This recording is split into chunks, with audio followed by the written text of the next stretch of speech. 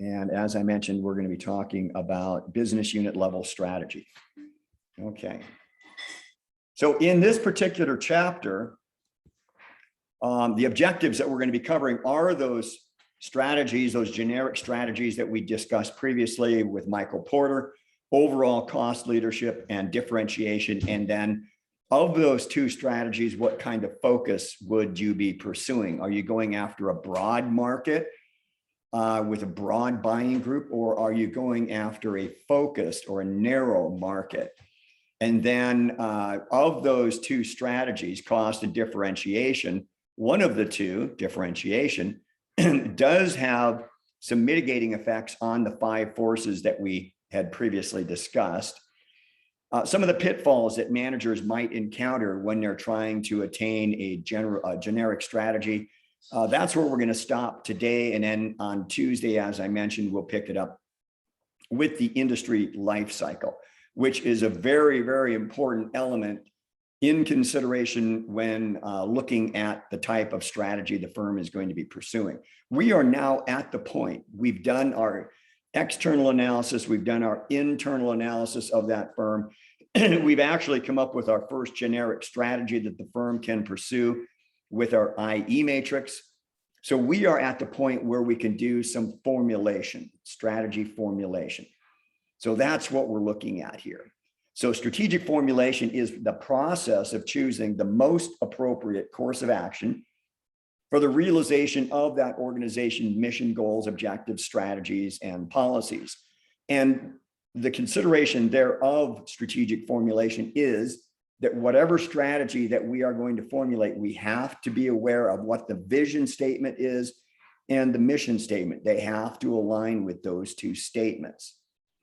All right, so when we're considering strategic formulation, then these are some questions that managers should ask themselves having to do with that strategy that they're going to design. Well, one of them has to do with that customer. That's the primary question here. Are those products and services that we are providing to that consumer, are they the ones that that consumer actually want and actually need?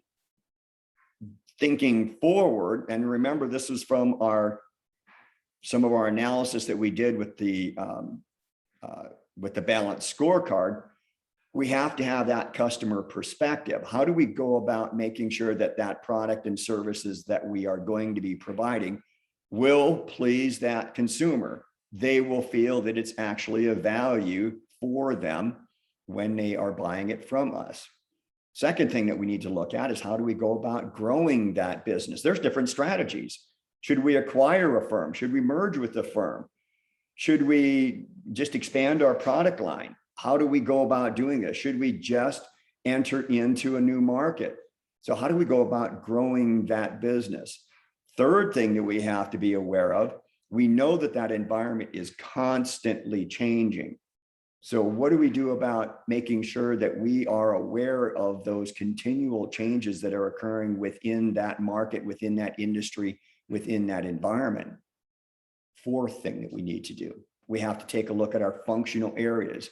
And when we looked at functional strategy, we know how important those functional areas are in supporting our strategy. How do we look at those functional areas and how do we create competitive advantages with those areas within our firm, with marketing, with R&D, with customer service, with sales? How do we go about creating a competitive advantage? And then obviously the fifth one, how do we achieve the firm's financial and strategic objectives? How do we go about making sure that this full formulation is then implemented and we're able to account for any kinds of disruptions in our strategy going forward? All right. Now, when we did our external analysis of the firm, we were looking at those opportunities that exist out there. And that's great. Identifying those opportunities is an important area of the firm. Additional to that, when we did our internal analysis, we were looking at our resources and our capabilities. We also were looking at our competencies, starting with our competence, core competence, distinct competence, and then can we create a competitive advantage with that? So when we're considering our strategic formulation, one area of consideration is that information that we were able to determine from our external analysis and our analysis internally. Can we match those things? It's called a strategic fit. That's that degree with in which that organization is able to match those identified resources and capabilities to also that identified opportunity in that external environment. And the better that match is, where we are actually able to use those resources 100% and those capabilities 100% to that opportunity, the more successful that particular achievement of that will be. There's two different types of strategic formulation. One is the business unit level. That's the one we're doing today. And then the second one is actually corporate level. That's that corporate strategy. Now it's looking at the strategy formulation for all of the business units. We'll talk about that when we get to corporate level strategy. So the first one today is looking at business unit level strategy. Now, to determine in part which business type of strategy your firm should pursue, it has a lot to do with two things: the strategic scope, that is, where are you going to compete? What dimensions are you going to consider to compete in geographically or customer base, that scope, and what are you good at doing, your strategic strength. Those two things actually will help determine then, of those generic strategies, which one should we choose. So Porter says we need to look at our strategic scope. That's that demand side dimension. Looking at the market, the size and the composition of that market that you intend to compete in. Are we going to go into a broad market? And is this market that we're going to go into, are we considering then those buyers as a low cost customer, or are they going to be a differentiation customer? Well, that second part, low cost or differentiation, would be the strategic strength of our firm. That's the supply side dimension, looking at our core competencies of the firm and how they can support that strategy. So if all of our functional areas of our firm are focused at keeping all of our costs down, operational costs down, manufacturing costs down, marketing costs down, promotional costs down, overall management costs down, we might consider then pursuing a low-cost strategy. If, however, when we look at our strategic strength, we see that our core competencies of that firm and distinct competencies of that firm have to do with marketing, promotion, R&D, then we're looking at maybe manufacturing high quality. Now we're looking at differentiation side of a strategy. So that then is Porter's three types of strategies. Overall low cost, differentiation, and then the focus, whether we're going to use a narrow focus on our cost leadership strategy or a broad focus on our cost leadership strategy, going after a narrow market or a large market, going after a narrow market for differentiation strategy or a broad market for differentiation strategy. So when you really look at it, we have four different strategy selections. We can go low cost, narrow, low cost, broad, differentiation, narrow, differentiation, broad. So let's start off with overall low cost strategy. Now with this strategy here, obviously there's going to be a focus on keeping all of our costs down within all of the activities that have to do with either the manufacturing of our goods or providing that service. So the focus then is going to be on the low cost provider in that industry. Manager's job is to focus on strict cost controls. So all those functional areas of the firm have to support cost minimization. Now, there's a few ways that we can support this low cost leadership strategy. There's actually four ways that we can do that. And it starts off with something called the experience curve. And simply what the experience curve is this. This is actually developed by the Boston Consulting Group.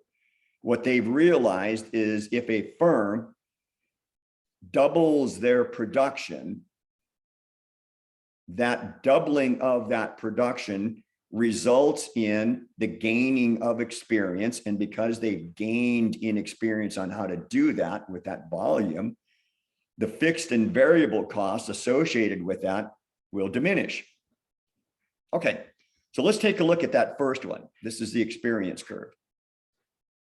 So when a firm then has learned through experience how to improve and lower its costs, the unit cost will decrease as that output increases. And it's only on fixed and variable costs. We have something else that looks at some of the other areas of cost here. As I mentioned, it's developed by the Boston Consulting Group. So their whole theory is this: as that firm doubles in its production, the costs that are associated in that production, fixed and variable costs, will decrease by anywhere from 25 to 30% in that doubling or per year. So by extension, then what they're saying is if you're the market leader, you're going to have a greater demand for your products. And if you have a greater demand for your products, you're going to be producing more, and you can then benefit from this experience curve. So here's how it plays out. The unit cost will drop anywhere from 25 to 30% every time the volume or the turnover doubles. So this relationship has the general strategic advice that if you gain market share, you're going to increase volume. And if you increase volume, the costs that would be associated with that, fixed and variable, will fall. And when that falls, the profit potential will increase. Now, this is based on two variables. And the two variables are this: whether or not that industry in which you're competing is growing, what's the growth rate? And the second thing is, what kind of market share does that firm have? So when we finally look at this, and there is a matrix that measures the experience curve, it's called the BCG matrix.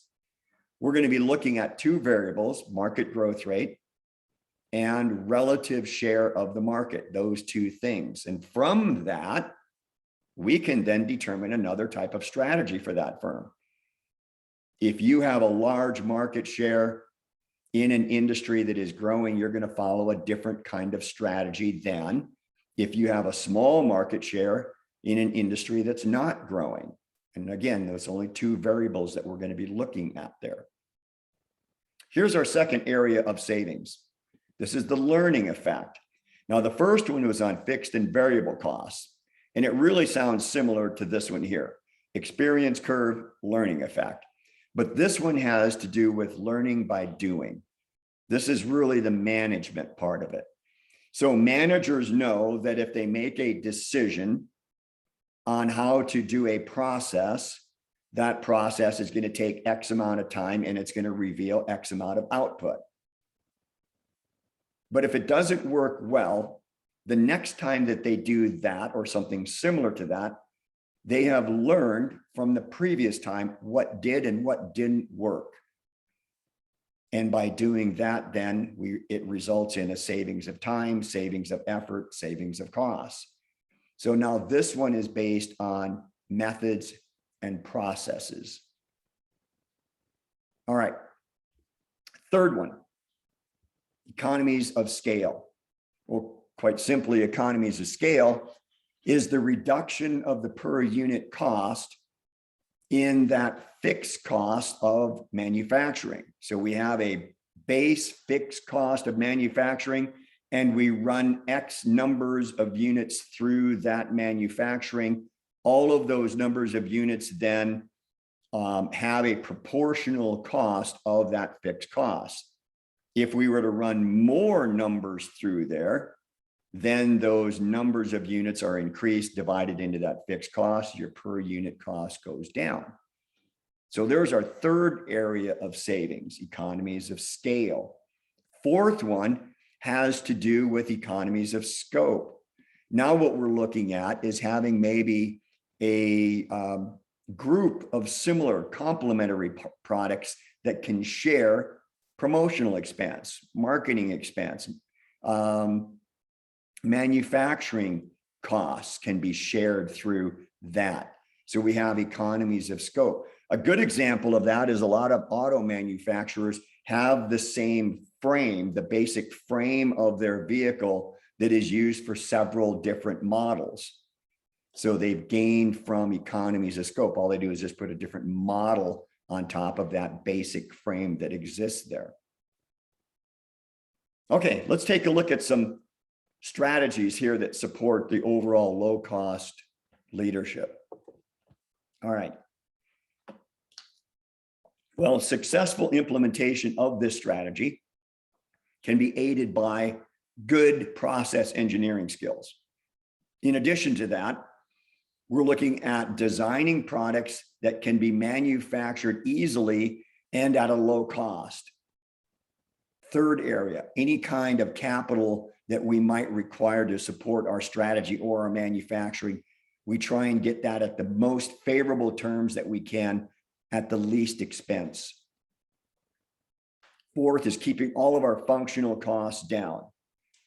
And then finally, with low cost strategy, this type of strategy, those employees are rewarded based on goal achievement, on quantifiable numbers, reduction in time, reduction in cost, increase in efficiency, these things that are quantifiable.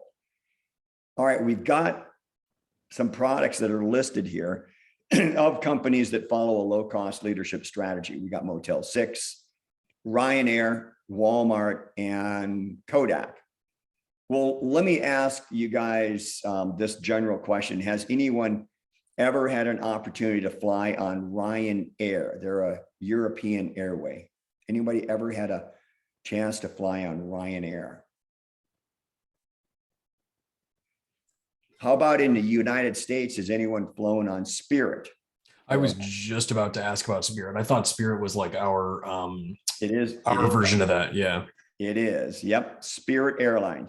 So, all right, Brady, have you flown on Spirit? Yeah, I have. Yeah. Okay. So tell me now, Brady, when you fly on Spirit Airlines and do you get any kind of meal on the flight? They only provide the basics, like the bags of peanuts. But I think one of the big differences is that on Spirit, I don't think I've ever taken a long flight on Spirit, and you can have peanuts. But unlike other airlines, they don't let you buy meals. Other airlines let you buy full meals. I don't think Spirit gives you that option, not from what I remember. No, Spirit doesn't. No, they don't. So if you wanted to print your ticket or check in at the desk, is there an additional charge to that? If you want to check a bag, is there an additional charge? I think so. I think Southwest is the only one that's good with bags, so to speak. Yeah. But yeah. Ryanair and Spirit, in fact, Spirit really took their business model from Ryanair. They're really the a la carte type of airline. If you want anything additional, you add it to, and there's a charge for that. If you want to have your ticket printed, there's a charge. If you want to have whatever it is, there's an additional charge to it. So they are clearly a low cost airline.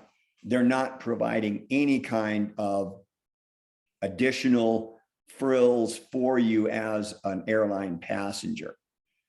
Another one is Motel 6. We know about Motel 6. You go there, you get a room and a TV, and that's basically not a lot else in there.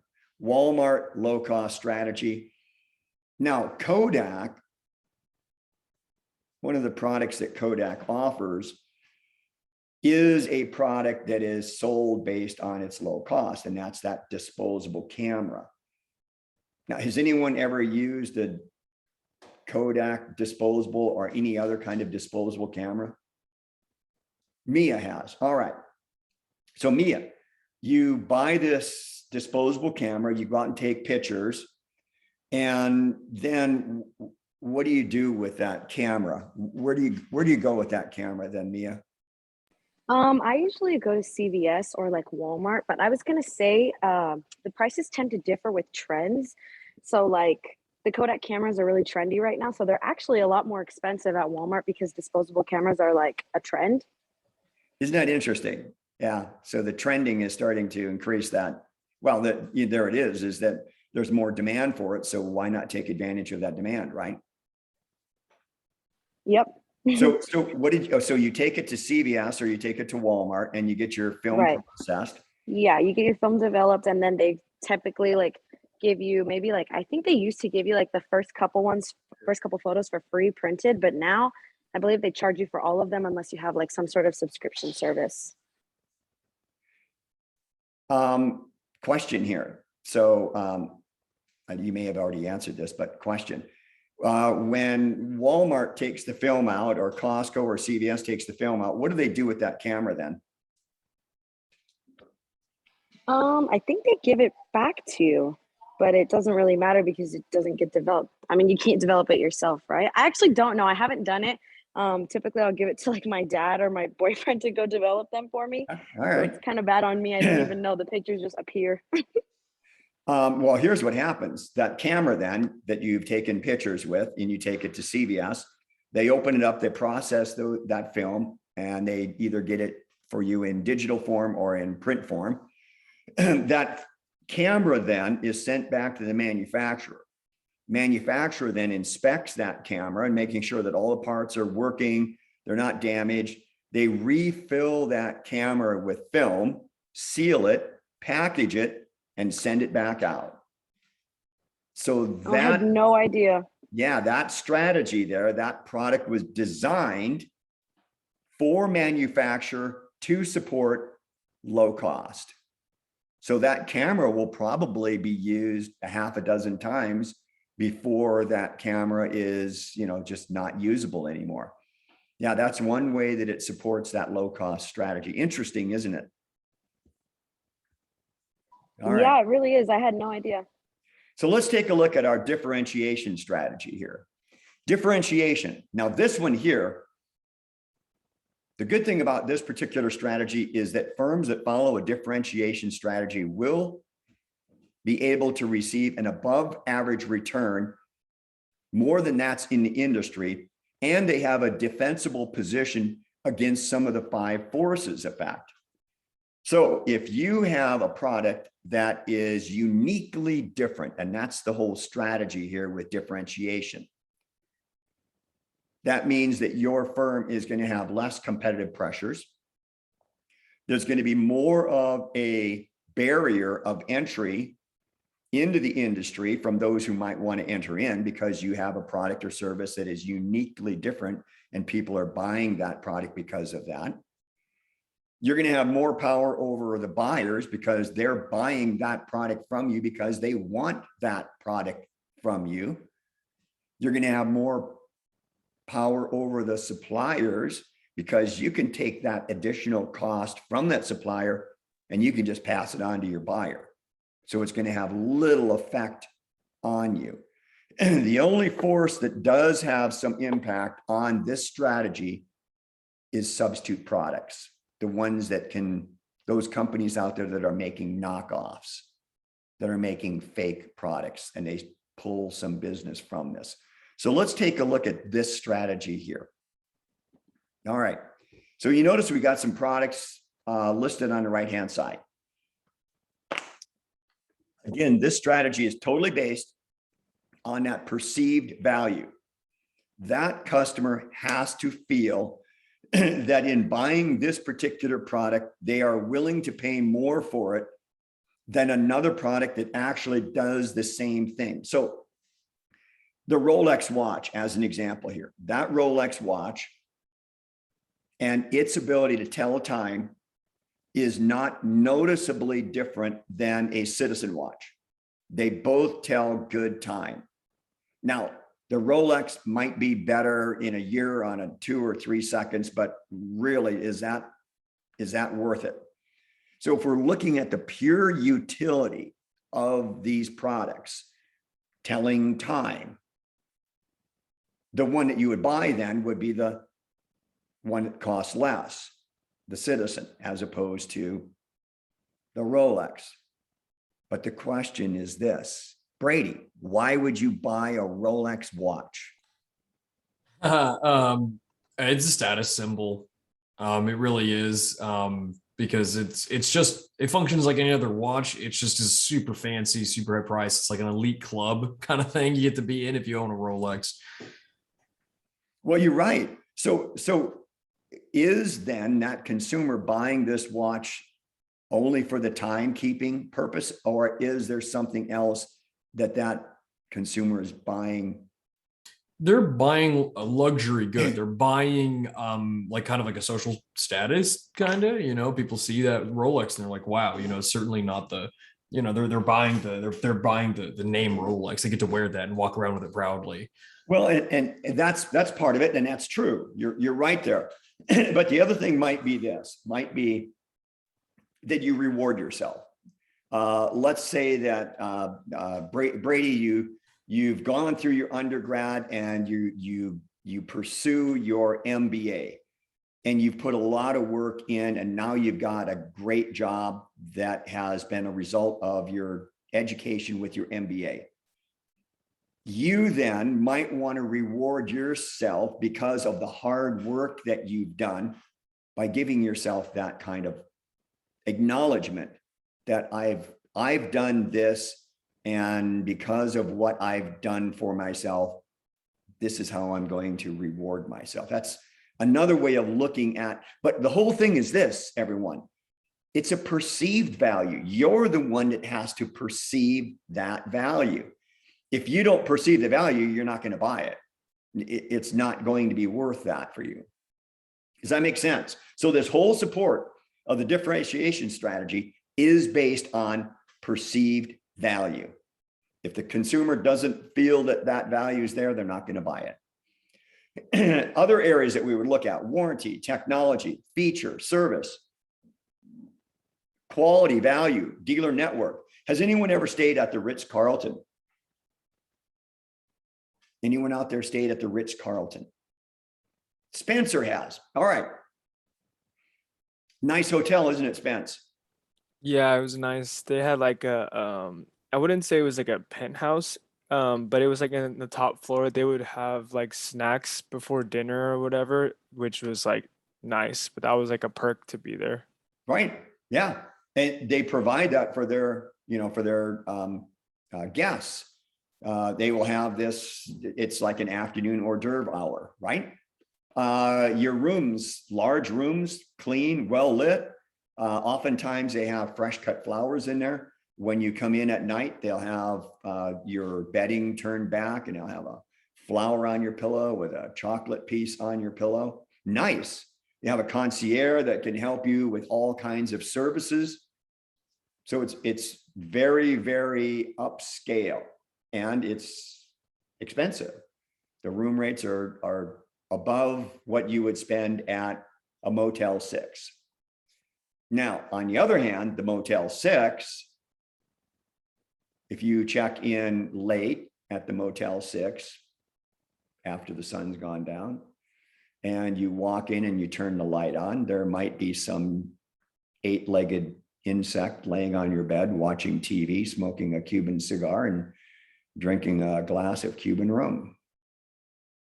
Just never know what you're going to get there. Lauren, you thought that was a little funny, huh? I did have a quick question. Sure. From slide 13, is process engineering skills like Lean Six Sigma, or is that something completely different? Oh, let's see. Well, yeah, Six Sigma would do that. Process engineering skills, certainly. What you're going to try and do would be areas that can improve efficiency. So yeah, Six Sigma would play right into that. Awesome. Okay, thank you. Right. One of the things about Six Sigma is reduction in process time and gaining an efficiency. Very good question. Nicely done. Wow, great job. All right, so how do we maintain this differentiation strategy? This is a little bit different than the low cost. Strong R&D, strong product engineering skills on this. The overall culture of this organization, they are encouraged to be creative, because what their job is to come up with brand new products, brand new services, brand new marketing ideas, brand new promotional ideas for that consumer. They have to have a good distribution channel.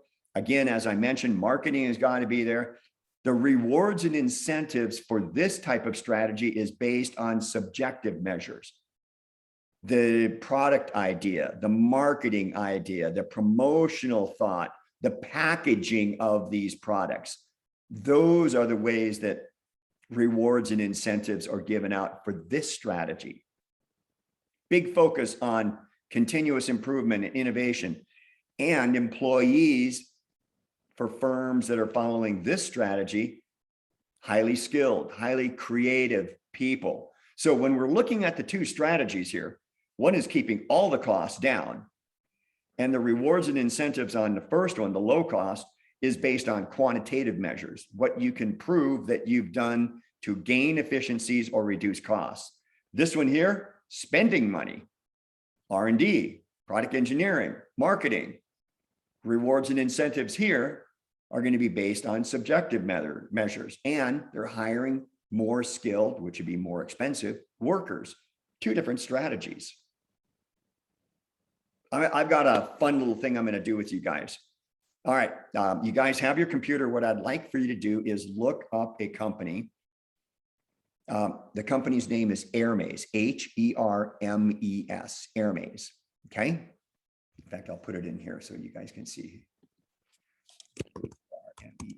Hermes. I want you guys to take a look at that company's website and tell me what is the most expensive handbag that you can find on that website. Tell me what you find.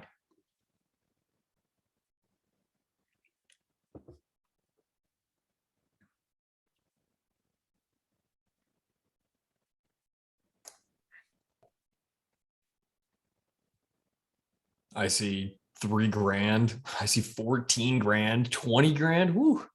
So Brady's found one for 20. Anyone else?